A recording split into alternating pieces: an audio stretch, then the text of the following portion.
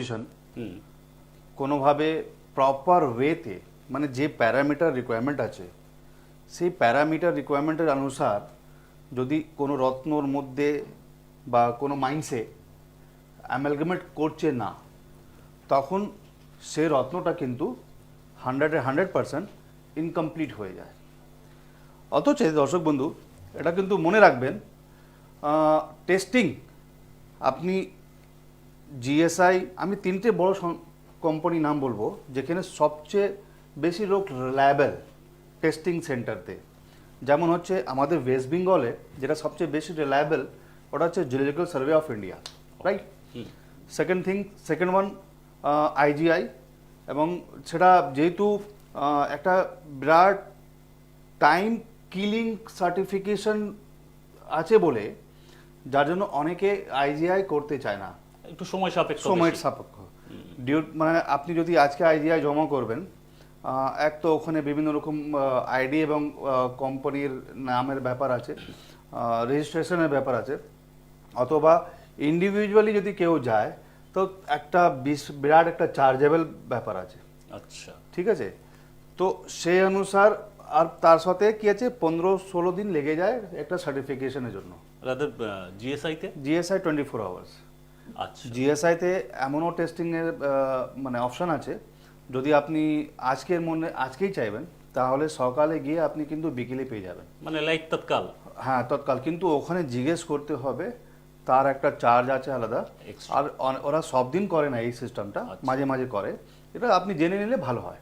GSI এর নম্বরও আপনি online পেয়ে যাবেন, যদি ওখানে ইনফরমেশন না থাকে তাহলে একটা ফাঁকে সময় করে চলে যাবেন। আমি যদি 1 লাখ টাকার একটা ভালো রত্ন কিনছি তাহলে আমি কেন সময় করে একটু 200-500 টাকা খরচা করে যাব না। আচ্ছা, এখানেও তো এটা ব্যতিক্রমী ব্যাপারে এসে যায়। আমাদের মূল টপিকে যাওয়ার সাথে সাথে আমি এটা জানতে চাই, ব্যবসায়ীরা সাধারণত বলেন যে আপনি আমার উপরে বিশ্বাস করতে পারেন, আমি যেটা দিচ্ছি একদম খাঁটি জিনিস দিচ্ছি, কিন্তু আপনারা গ্রাহককে উৎসাহিত করছেন আপনারা নিজেরা টেস্ট করে আসুন এবং এরকম অথেন্টিক জায়গা থেকে টেস্ট করে আসুন। এটার পেছনে কারণ কি? মানে এটা কি একটা কনফিডেন্সের ব্যাপার বলবো? আপনারা ওভার কনফিডেন্ট হয়ে যাচ্ছেন না তো? না, ওভার কনফিডেন্ট কোনো জিনিসে হলে মানুষকে নষ্ট করে দেয়, বা তার কি নো কমেন্ট করাতেই ভালো। বাট এটা বলবো কনফিডেন্ট আছি নিজের প্রোডাক্টের উপরে, দ্যাটস ওয়াই এই কনফিডেন্সটা আমাদের দর্শক বন্ধুকে দেওয়া। ওকে ওকে, সেকেন্ড কথা হচ্ছে থার্ড ওয়ান যেটা ছিল আমি জিআইএ, কিন্তু জিআইএর ফর্মাটা অনেক লেন্দি আছে, দ্যাটস ওয়াই অনেকে জিএসআই এবং আইজিআই রিলায়েবল করে। তো এটা আপনার উপরে ডিসিশন আছে, অথবা আপনার উপরে ডিসিশন আছে কি সামনেওয়ালা যেখান থেকে আপনি রত্ন পারচেস করছেন সেখান থেকে আপনার কতটা ট্রাস্ট, বা তার গুডউইল, তার ব্র্যান্ড ভ্যালু, বা তার কমিটমেন্ট, ঠিক আছে। তো সেই হিসাবেও আপনি যদি অ্যাকসেপ্ট করতে পারেন করেন, বাট কোনো সার্টিফিকেশনে রত্নকে কোনোভাবে ইনকমপ্লিট কমেন্ট লিখবে না। তাহলে এটা কিভাবে আসছে? এটাও কিন্তু আপনি মনে রাখবেন, কোনো সার্টিফিকেশনে কোনো জায়গাতেই ইনকমপ্লিট রত্ন লিখবে না। অ্যাকচুয়ালি সেখানে কি কি মেনশন করা থাকে, মানে কিভাবে থাকে? ম্যাক্সিমাম জায়গায় দেখুন হিটেড ট্রিটেড আছে কিনা এগুলো লেখা থাকবে, ফিলিং আছে কিনা এগুলো লেখা থাকবে, ন্যাচারাল আছে কিনা, সিনথেটিক আছে, আপনার কাঁচ আছে বা ল্যাব গ্রোন আছে, এগুলো লেখা থাকবে। আবার তার কাট আছে, তার কালার আছে, তার ক্ল্যারিটি আছে, এগুলো লেখা থাকবে, এবং তার স্পেসিফিক গ্র্যাভিটি লেখা থাকবে, রেফ্র্যাক্টিভ ইন্ডেক্স লেখা থাকবে, ঠিক আছে। অনেক জায়গায় মাইন্স, যেমন আইজিআই মাইন্স লিখে দেয় ভাই এই কান্ট্রি থেকে আছে, এবং ওরা নিজেও অনেক সময় কনফিউজ হয়ে যায়। আমি নিজে করিয়েছি, আমি 2টো শ্রীলঙ্কা রত্ন পাঠিয়েছি, আর ইভেন্চুয়ালি মানে এটা মনে রাখবেন দর্শক বন্ধু, নিজে গিয়ে রাফ পারচেস করেছিলাম, নিজে গিয়ে, এবং দুটোই কিন্তু একই মাইন্ডসের একই লোকের থেকে পারচেস করা। তারপর ওরা কাটিং পলিশিং করে যখন আমি আইজিআই করালাম, তো একটাতে শ্রীলঙ্কা লিখলো, একটাতে মাইন্স কমেন্ট করেনি। যখন আমি ক্রস ভেরিফিকেশন, যেহেতু আমার ব্যবসায়ী, আমি ওখানে রেজিস্টার্ড আছি, তারা আমার কাছে প্রশ্ন থাকে, তো আমি ওরা ডাইরেক্ট মেন ব্রাঞ্চে মেল করেছি কেন লেখা হয়নি। তো ওরা বললো কি দেখুন, it is not necessary to mention the mines, আপনার ওখানে ন্যাচুরালিটি যেগুলো আছে, মানে প্রপার যে আনসার তার দেওয়া, সেটাও কিন্তু আমি ওখান থেকে পাইনি। ওদেরও কিন্তু অনেক সময় কনফিউশন থেকে যায়। আচ্ছা, বাট ওরা বলছে কি look like Sri Lanka, that's why আমি অনেক সময় আমরা লিখি না, আমাদের সে কেমিক্যাল টেস্ট আছে নানা রকম করলো, তো অনেক সময় ওখানেও কনফিউশন থেকে যায়। আমি গ্যারান্টেড দিচ্ছি, আমি যে কথাটা বলছি আমার কাছে কিন্তু পুরো মেলের কনভারসেশন আছে, ওদের রিপ্লাই এবং আমার রিপ্লাই, এবং ওদের আবার রিপ্লাই আমার আবার মানে আমি কি ওকে রিপ্লাই করেছি সেগুলো আছে, যদি কেউ দেখতে চায় সেটাও আসতে পারে। মানে ডেফিনেটলি আপনি আইজিআই রেজিস্টার্ড? ইয়েস। ওকে, ঠিক আছে, তো এটা একটা পার্ট হলো, বাট আমার মেন কথা হচ্ছে ইনভেস্টমেন্ট। একজন কাস্টমার বলুন, ক্লায়েন্ট বলুন, বা একজন ব্যক্তি, whoever having the hold the profession, যদি অ্যাস্ট্রোলজি হোক, জেমোলজি হোক, বা একজন যারা পারচেস করতে চাচ্ছেন রত্ন তার একটা বেনিফিটের জন্য, ওনারা কি করে রত্নটা বুঝবেন কি এটা ইনকমপ্লিট আছে কি কমপ্লিট আছে? প্রশ্নটা আমি তো এত সেটাই। কনফিউশন বলে দিলাম কি ভাই ওখানেও কিন্তু কমপ্লিট ইনকমপ্লিট বলছে না। হুম, দ্যাটস ওয়াই কলকাতা জেমসের এই অ্যাওয়ারনেস প্রোগ্রামটা খুব জরুরি এই কারণে, আপনি যদি আপনার নিজস্ব একটা এক্সপিরিয়েন্স থাকে কি ভাই আমি যখন রত্ন পারচেস করছি, যখন বলেন কি আমার কাছে ভালো রত্ন আছে আমি সস্তায় দিচ্ছি, এই এক্সপিরিয়েন্সও তো আপনার কাছে আছে, তাহলে মানে আপনার কাছে কনফিডেন্ট আছে আপনার প্রোডাক্টটা ভালো, আপনি সস্তায় কিনছেন এটাও কনফিডেন্ট আছে। তো আপনাকে এটাও কনফিডেন্ট হওয়া দরকার কি আমি যে রত্নটা সেল করছি একজনের ব্যক্তির তার সাপোর্ট করবে কিনা, এটাও কনফিডেন্ট হওয়া দরকার কি আমি যে রত্নটা একজনকে দিচ্ছি তার রাশি চার্ট এবং তার হস্তরেখার হিসাবে ওই রত্নটা ওকে লাগবে কিনা, বিকজ অফ কেন আপনার প্রশ্ন আসবে। ডেফিনেটলি সেটাই তো Definitely ভাবছি, আসবে। আপনার কি দরকার, একজন কি ব্যবসায়ী দরকার? আপনার এত কিছু ভাবার কি দরকার? এক্স্যাক্ট না, ভাবার সাথে সাথে এক্সপ্লেন করতে হবে কেন। এবার কেন দেখেন দর্শক বন্ধু, শ্রীলঙ্কার ন্যাচারাল ব্লু সাফায়ার নন হিটেড নন ট্রিটেড, ওকে, 100% ন্যাচারাল আছে, কোনোভাবে ট্রিটমেন্ট নেই, ঠিক আছে, কোয়ালিটি এবং গুড আছে। এটা আপনি দেখুন কালার লাইট কালার। এবার এর মিনারেলস কম্পোজিশনে আমি আসছি, aluminium oxide, iron, oxygen, titanium, এটা মূল কেমিক্যাল কম্পাউন্ড লাগে যদি কোনো একটা নীলা হতে হয়। মানে আমি আমার কথাটাকে কিন্তু নোট করে রাখবেন, আমি বললাম কি যদি একটা ন্যাচারাল নীলা হতে হয় মানে ন্যাচারাল ব্লু সাফায়ার হতে গেলে এই কেমিক্যাল লাগে, কম্পোজিশন লাগে, ঠিক আছে। এটা লাইট কালার দেখালাম, আরও কয়েকটা দেখাবো আজকে তো প্রোগ্রামের ভালো না, এটা লাইট নয়, দাঁড়ান দেখুন এটাও, এটা একটা লাইট কালারের নীলা আছে, ইন্দ্রনীলা, ইন্দ্রনীলা বলছি, ঠিক আছে। এইটা দেখুন এটাও একটা লাইট কালার আছে, আরও দেখাবো, ভেরি গুড পিস, খুব ভালো পিস আছে, শ্রীলঙ্কার আছে, নন হিটেড নন ট্রিটেড, 100% ন্যাচারাল আছে, ঠিক আছে, ট্রান্সপারেন্ট কালার ক্যারেটি সবই আছে এর মধ্যে, এটাও লাইট কালারের নীলা। কিন্তু যতগুলো দেখালাম সবকটা জিএসআইতে আইজিআইতে ন্যাচারাল ব্লু সাফায়ার আসবে, শ্রীলঙ্কা মাইন্স যারা লিখবে সে লিখবে, ঠিক আছে, ন্যাচারাল ব্লু সাফায়ার আসবে। আমার কমেন্টটাকে বুঝতে চেষ্টা করুন, আমি কি বলছি সেটা চেষ্টা করুন জানার। আবার দেখাই, এটাও দেখুন ডিপ কালার আছে, হুম, ঠিক আছে, ট্রান্সপারেন্ট আছে, হুম, এবং এটাও ন্যাচারাল আছে, একদম। এটা হাই সেগমেন্ট মানে উঁচু কোয়ালিটির এটা নীলা আছে, হুম, ঠিক আছে, কালার ডিপ হয়ে গেল, বাট সোকল্ড এটাকেও কিন্তু ন্যাচারাল ব্লু সাফায়ার লিখছে, হুম, ওকে। এবার দেখাবো, এটাও কিন্তু ন্যাচারাল ব্লু সাফায়ার লেখা আছে। আপনি যখন জিএসআই করাবেন 100% সেম কেমিক্যাল, মানে টাইটেনিয়াম, আয়রন, অক্সিজেন, এগুলো যেটা আমি বলেছি এটা নীলা হতে গিয়ে খুব দরকার। অ্যালুমিনিয়াম অক্সাইডের মিক্সচার, করান্ডাম গ্রুপ, হার্ডনেস 9, রেফ্র্যাক্টিভ ইন্ডেক্স আপনার 1.77, 1.76, সামটাইম 1.75, এটা আসবে as per chemical analysis. Specific gravity 3.98, 4 point something, এই টাইপের আসবেই আসবে যদি ন্যাচারাল ব্লু সাফায়ার হয়, তার একটা প্যারামিটার আছে। এটা ডিপ কালারের ট্রান্সপারেন্ট নীলা দর্শক বন্ধু, কোয়ালিটি খুব সুন্দর, 100% ন্যাচারাল। আমি এখন হিটেড বা গ্লাস ফিল ট্রিটমেন্টে যাচ্ছি না, ঠিক আছে। আর একটা দেখাবো, এটাও দেখুন একটু মানে মিড রেঞ্জের প্রাইসের, বাট এটাও কিন্তু ডিপ নীলা, এটাও টেস্টিংয়ে ব্লু সাফায়ার আসবে। ঠিক আছে, আরও দেখাই দর্শক বন্ধু, এটাও কিন্তু ব্লু সাফায়ার। কিন্তু কনফিউজড হয়ে যাচ্ছি আমরা, ডেফিনেটলি। এর মধ্যে তাহলে কমপ্লিট ইনকমপ্লিট বুঝবো কিভাবে? এটাও দেখুন, এটাও blue Sapphire, good quality, premium quality বলতে পারেন। সলিড কালার আছে, কম্পোজিশন একদম পারফেক্ট রয়েছে। ঠিক। মানে প্রথম থেকে যত নীলা দেখালাম সব নীলা কিন্তু ন্যাচারাল ব্লু সাফায়ার আসবে। হুম। তো ন্যাচারাল ব্লু সাফায়ার এলো, তাহলে আপনি দেখবেন যে আপনি তাহলে একটাই কালার হওয়া দরকার ছিল, হয়তো ডিপ, ঠিক আছে, বা হয়তো লাইট। তাহলে দেখা যায় কি আপনি ন্যাচারালিটি যে রত্নগুলো আপনি নিয়ে আসছেন, ইম্পোর্ট করছেন বা পারচেস করছেন, সমস্ত কিন্তু আলাদা আলাদা কেমিক্যালের মধ্যে রয়েছে। সমস্ত কিন্তু কোনো সাথে এক দুসরো মানে ইচ আদার মিলছে না। একমাত্র ল্যাব গ্রোন বা ট্রিটমেন্ট রত্ন যদি হয় তাহলে দেখতে এক হবে, কাছাকাছি সব কাছাকাছি। কিন্তু ন্যাচারাল রত্ন তা কোনোটা লাইট আছে, কোনোটা ডিপ আছে, কোনোটা বেশি ডিপ আছে, হ্যাঁ, কোনোটা আরেকটা দেখাবো।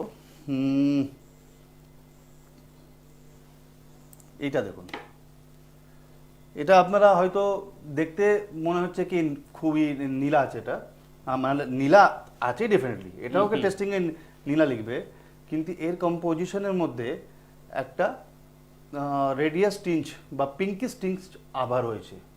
এবার এর মধ্যেও সেই কেমিক্যালটা ক্রোমিয়াম একটু চলে আসছে, ক্রোমিয়াম শর্ত আছে একটু লিটিল অ্যামাউন্টের, বাট যখন বেশি অ্যামাউন্টের ক্রোমিয়াম যখন একটা অক্সিজেন, আয়রন এবং টাইটেনিয়ামের সাথে যখন মিক্স করছে তখন একটু কালার অন্যভাবে দেখা যায়। বেস কালার হচ্ছে ক্রোমিয়াম, মানে রিজনটা দায়ী? না না, ক্রোমিয়াম কোনোদিন রিজন নয়। আচ্ছা, নীলা হতে গিয়ে কোনোদিন ক্রোমিয়াম রিজন নয়। তাহলে কোনটা? টাইটেনিয়াম, আয়রন এবং অক্সিজেন। ওকে, তাহলে ক্রোমিয়ামের উপস্থিতি বা ক্রোমিয়ামের উপস্থিতি মানে ব্যাপারটা হচ্ছে কি, যদি ক্রোমিয়াম না থাকে তাহলে ফুল কালার একটা মানে সেগমেন্ট আসবে না। আচ্ছা, ফুল কালার সেগমেন্টটা আসবে না। তো ওটা বাই নেচার আছে, এটা কুদরত দিয়েছে, এটা আপনি কোনোভাবে ক্রোমিয়ামকে সরাতে পারবেন না, কোনোভাবে ক্রোমিয়ামকে আপনি হাইডও করতে পারবেন না, মানে দেখাতে পারবেন। কালারের তফাৎটা হচ্ছে, এটার কারণটা কি? এইটাই হচ্ছে একমাত্র ইনকমপ্লিট কেমিক্যাল কম্পোজিশনের জন্য, এটাই বোঝানো দরকার। যেটা আসল কথা এটাই হচ্ছে কি দর্শক বন্ধু, সব কটা কিন্তু রত্ন তো ব্লু সাফায়ার এলো, ঠিক আছে, একটা date of birth, same time, same place, same এতে অনেক জায়গায় জন্ম, ঠিক আছে, অনেক লোকের, অনেক ব্যক্তির জন্ম হতে পারে, তার কিন্তু বিহেভিয়ার, তার কিন্তু নেচার, তার কিন্তু কমিউনিকেশন, তার কিন্তু ইমপ্রেশন বলুন, সমস্ত দেখতেও সমস্ত কিন্তু আলাদা আলাদা হয়। ভলে টুইন্স আছে কিন্তু তাদের মধ্যেও কিছু না কিছু আপনি ডিফারেন্সেস এমন পাবেন যার মধ্যে, যেটা মধ্যে একজনের যদি লেফট হ্যান্ডের এক টুইন্স দেখতে আলাদা, রাইট হ্যান্ড টুইন্স দেখতে আলাদা, অথবা তার একটা বিহেভিয়ার আলাদা হবে, তার একটা নেচার আলাদা হবে, ঠিক আছে, সেম হবে না। তো ঠিক এরকম আমার যেহেতু আপনাকে যত নীলা দেখালাম, নীলা যদি ন্যাচারাল বা কোনোই রত্ন যদি ন্যাচারাল আসছে, কেমিক্যাল ডিপেন্ড মানে কেমিক্যাল কম্পোজিশন ডিপেন্ড করছে এনভায়রনমেন্ট অনুসার, তা ওখানে ওয়েদার কন্ডিশন কি আছে, হিট অ্যান্ড টেম্পারেচার যেটা দরকার আছে, সেই হিট অ্যান্ড টেম্পারেচার কতটা ওখানে পড়েছে, তার সাথে যে কেমিক্যাল রিয়াকশন হচ্ছে সেই কেমিক্যাল রিয়াকশন কতটা সে পেয়ে গেছে ওই মাইন্ডসে, রাইট? তো আপনি আমাকে বলুন যে এক একটা রত্ন দেখালাম কি সবারই কি একই টাইপের নীলা লাগবে? যদি নীলা বা কোনো রত্ন যদি সবারই কিন্তু সেম লাগতো বা সেম কালার লাগতো তাহলে তার প্রয়োজনই ছিল না আমাদের এই প্রোগ্রাম করাটা, দরকারই ছিল না কি আমাদের আমাকে কি যে লোককে বোঝানো ইন্দ্রনীলা বলে হয়, অপরাজিতা নীলা বলে হয়, রত্নমুখী নীলা বলে হয়, পীতাম্বরী নীলা বলে হয়, আপনার বেশ 5-6টা আছে, ডিফারেন্স রয়েছে। হ্যাঁ, ডিফারেন্স রয়েছে। তো এতগুলো যে ডিফারেন্সেস রাশি চার্টের মধ্যে যে প্রেডিক্ট করে আসছে কি করে, এবং এক এক এটা ভাবতে তো ডেফিনেটলি হবে। বিচার যেটা আপনারা বেশি প্রায়োরিটি দেন যে শুধুমাত্র নীলা প্রেসক্রাইব হলেই হলো না, তা কার জন্য কোনটা প্রযোজ্য সেই সিলেকশনটা জরুরি, সেই সিলেকশনটা জরুরি। এবার এক ব্যক্তি কাউকে পীতাম্বরী নীলা লিখছে, ওকে কেন লিখছে মানে কেন বলছে নাকি ভাই নীলা, নীলা শব্দটাই তো সাফায়ার, ব্লু সাফায়ার, ওকে। এবার কেন পীতাম্বরী নীলা লিখছেন ওনাকে, নীলা কেন লাগবে না ওনার? ঠিক আছে, এটা তো প্রশ্ন আনসার সবারই কাছে আছে ভাই।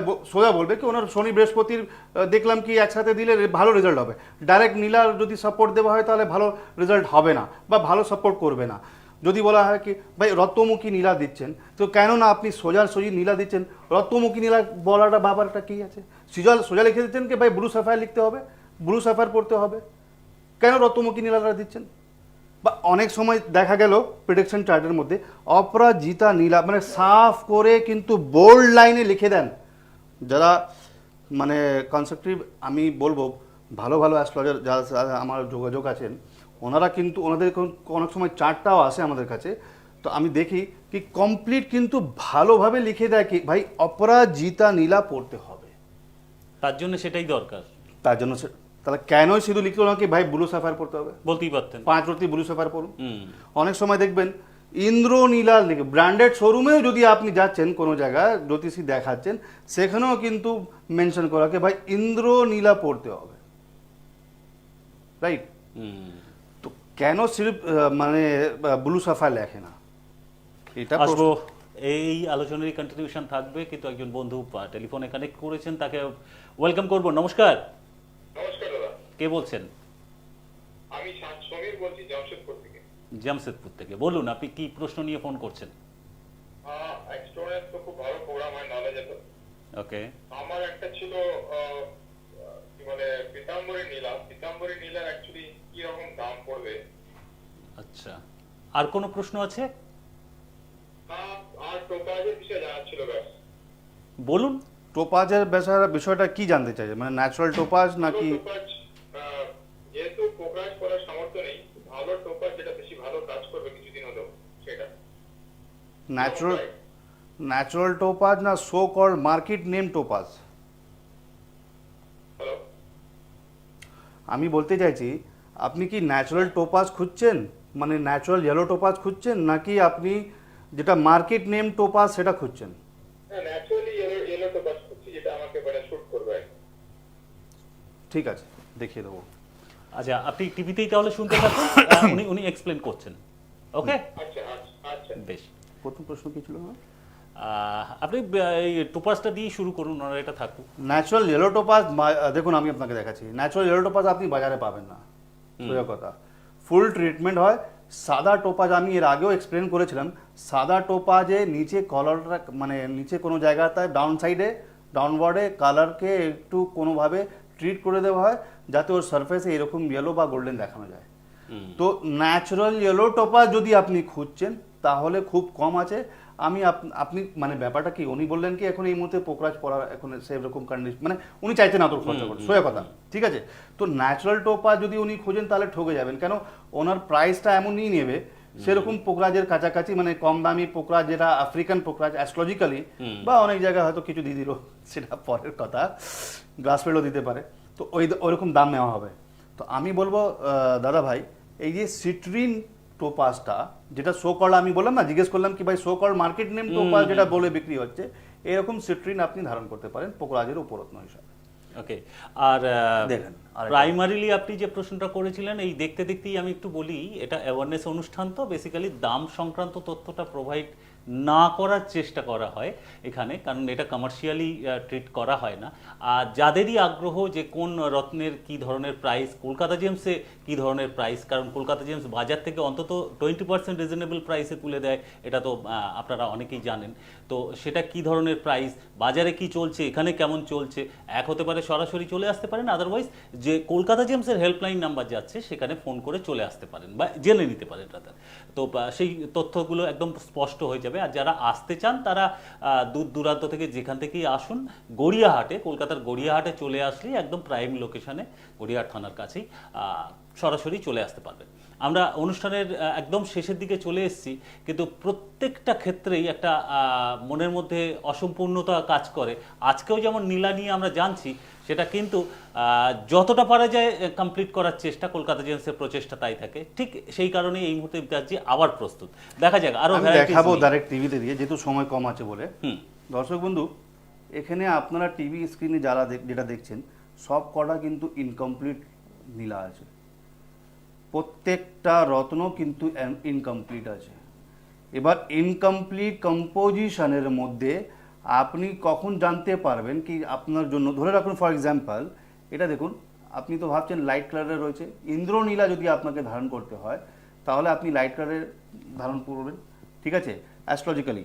কিন্তু দর্শক বন্ধু, এটা আপনাকে যদি এমনিতে দেখানো হয় টিভিতে বা মোবাইল থেকে ভিডিও পাঠানো হয় তাহলে দেখতে খুব সুন্দর মনে হবে, ঠিক আছে। অথবা যখন আপনি জিএসআই করাবেন বা আইজিআই করাবেন তাহলে আপনি বুঝতে পারবেন কি ইনকমপ্লিট কেন। এই ইন্দ্রনীলার মধ্যে ক্রোমিয়াম একটু বেশি আছে, যেটা দরকার আছে তার থেকে বেশি। এই জন্য আমি এটা অবজার্ভ করেছি, এই জন্য এটা ইনকমপ্লিট বলছি, কেন কি এটা আপনার ইন্দ্রনীলার হিসাবে সাপোর্ট করবে না। ওকে, তাহলে কেমিক্যাল লেস এবং কেমিক্যাল বেশি হওয়ার জন্য রত্ন কালার চেঞ্জ করছে, আর রত্ন অনেক সময় কালার চেঞ্জ করে ডিউ টু ট্রিটমেন্ট। এই ক্লাসটা ট্রিটমেন্ট ক্লাসটা আমি অন্যদিকে যাচ্ছি, কিন্তু এটা ন্যাচারাল। বাট এটা যদি আপনি ইন্দ্রনীলার হিসাবে যদি আপনি পারচেস করছেন, এটাও আপনার কাজে লাগছে না, কোনোভাবে সাপোর্ট করছে না। এবার আসছি অপরাজিতা নীলাতে। এইখানে বেশি কনফিউশন, যেহেতু ইন্দ্রনীলাতে আমরা একটু বুঝতে পারি কি ভাই অন্য একটু রেডিয়াস টাইপের কালার কেন দেখাচ্ছে, বা পিঙ্কিশ টাইপের আভাটা কীভাবে দেখা যাচ্ছে, because light composition, that means হচ্ছে অক্সিজেন আসছে, টাইটেনিয়াম আসছে, কিন্তু কম মাত্রাতে আসছে, যার জন্য ইন্দ্রনীলা মানে আকাশি টাইপের কালারটা হয়ে যাচ্ছে, ঠিক আছে। লাইট কম্পোজিশন বলে এটা আসাম থেকে চোখে ধরে পড়ে, কিন্তু বেশিরভাগ এইটাতে দেখুন আপনাদের কিন্তু চোখে পড়বে না। এত কালার ডিপ হয়ে যাওয়ার পর এর হিউ এবং এর যে আদার্স কম্পোজিশনগুলো সাধারণ চোখে বোঝা যায় না, নর্মালিতে আপনি বুঝতেও পারবেন না। অনেক সময় আপনাকে এটাও বলে দিচ্ছি, জিএসআই এবং আইজিআই তারাও কিন্তু স্কিপ করে যায়, ডিউ টু একটু হচ্ছে কোয়ালিটি খুব ভালো, ঠিক আছে। এবং যদি ওরা মানে ক্যাজুয়ালি টেস্ট করছে, অনেক সময় ক্যাজুয়ালি টেস্ট হয়ে যায়, ঠিক আছে, এটা হয় না গল্প করতে গিয়ে ভুলে গেলাম বা স্কিপ করে দিলাম, তো এটা অনেক সময় হয়ে যায়। তো এই হয়ে যাওয়ার জন্য দর্শক বন্ধু এটাও কিন্তু ইনকমপ্লিট, মানে টেস্টিংয়ে আসছে ন্যাচারাল ব্লু সাফায়ার এবং অপরাজিতা নীলার কালার আছে। এটা যখন আপনি ক্লোজ ভিউ দেখবেন অথবা আপনি আমার সামনে আসবেন এই রত্নর পার্টিকুলার ছবি নিয়ে, তো কেন ইনকমপ্লিট আছে সেটা তো বোঝাবো। বাট এর মধ্যে ক্রোমিয়াম আরও বেশি আছে, এটাও কিন্তু এর মধ্যে রক্তমুখী প্রভাব, দ্যাট মিনস হচ্ছে পিঙ্ক ব্লু সাফায়ার, মানে পিঙ্কিশ টিঞ্চ অথবা রেডিয়াস টিঞ্চ ন্যাচারাল ব্লু সাফায়ার, যেটা সার্টিফিকেশনে আসা দরকার। কিন্তু অনেক টাইম কি হয় না, ওরা ভুলে যায় বা ভুলে যায় বলে কি লেখে না, ক্যাজুয়ালি টেস্ট করে দিয়ে দিল অনেক সময়, ঠিক আছে, পয়সা বেশি নিচ্ছে কিন্তু ক্যাজুয়ালি টেস্ট করে দিল। এইবারে আসল রক্তমুখী নীলা হওয়ার প্রয়োজন কেমন, এই দেখুন ফুল ভায়োলেট রে হওয়া দরকার আছে রক্তমুখী নীলা। আপনারা এইটাকে তো আপনারা সাধারণ চোখেও দেখতে পারবেন কি ভাই এটা তো নীলা নয়, মানে নীলা বলতে গেলে কি ব্লু সাফায়ার আছে, বাট এর মধ্যে তো কালার অন্য টাইপের দেখাচ্ছে, দ্যাট মিনস হচ্ছে কি ভায়োলেট এবং অন্য কালার অন্য কম্পোজিশন আসছে। তাহলে আপনারা এটা সাধারণ চোখে কিন্তু 100% বুঝতেই পারেন কি এটা রক্তমুখী নীলার হিসাব আছে। বাট এইটা অপরাজিতা নীলা এবং আর একটা পিস যেটা দেখালাম এইটাতে ইন্দ্রনীলা, এটাতে আপনি কোনোভাবেই আপনি ধরতে পারবেন না কি এর মধ্যে সে ক্রোমিয়াম বেশি আছে বলে এর মধ্যে ইনকমপ্লিট কেমিক্যালের জন্য আপনার ইন্দ্রনীলাও হলো না এবং সেটা আপনার ইন্দ্রনীলা হিসাবে সাপোর্টও করলো না। আর ঠিক এটার মধ্যেও ক্রোমিয়াম বেশি আছে বলে আপনি দেখবেন যখন এর মধ্যে থেকে পিঙ্কিশ আভা আসছে, তাহলে এটাতেও কিন্তু আপনার স্যাটার্নের জন্য সঠিক প্রতিকার হয়নি এবং প্রপার কমপ্লিট রত্ন হয়নি। তো এই সব যেটা আমি বললাম, এখানে মূল কথা আসছে কি রত্নর colour deep due to by nature হচ্ছে, তার কম্পোজিশন শুধু যে আসল হলে হবে না, কম্পোজিশন আসছে কম বেশি আসে। আমি বারবার একটাই কথা বলছি कि সার্টিফিকেশনে রিয়েল হলে হবে না, পিওর অ্যাস্ট্রোলজিক্যাল জেমস স্টোন হতে হবে, কেমিক্যালি কমপ্লিট হতে হবে। কেমিক্যালি যদি কমপ্লিট না হয় দর্শক বন্ধু, আপনি যত পয়সা দিয়ে আপনি ধারণ করেন, আমাদের কাছে প্র্যাকটিক্যাল নলেজ আছে, লোকে সেভাবে রেজাল্ট পায়নি, অথবা আরও নেগেটিভিটি হয়তো হতে পারে। আজকের ইনকমপ্লিট জেমস্টোন রিলেটেড আলোচনা এবং বেসিক্যালি নীলার উপরে ফোকাস করে যেটা শুরু হয়েছিল, আপাতত এখানেই থামতে হচ্ছে, কিছুটা ইনকমপ্লিট রেখে। ইচ্ছা থাকলে বাকিটা পরে কোনো দিন, বা আপনাদের সোশ্যাল মিডিয়া প্ল্যাটফর্ম কলকাতা জেমসের বিভিন্ন চ্যানেল প্ল্যাটফর্ম ফলো করে দেখে নিতে পারেন। নেক্সট এপিসোডে আবারও তো দেখা হচ্ছে, কিন্তু এই মুহূর্তে এইটুকুই। ভালো থাকো সবাই, নমস্কার। দূর আর দূরে নেই অচেনা আচেনা, তাই অচেনাকে জানতে প্রান্তে বা সীমান্তে চোখ থাকবে শুধুমাত্র সৃষ্টিতে, কারণ সৃষ্টি টেলিভিশন এখন উপলব্ধ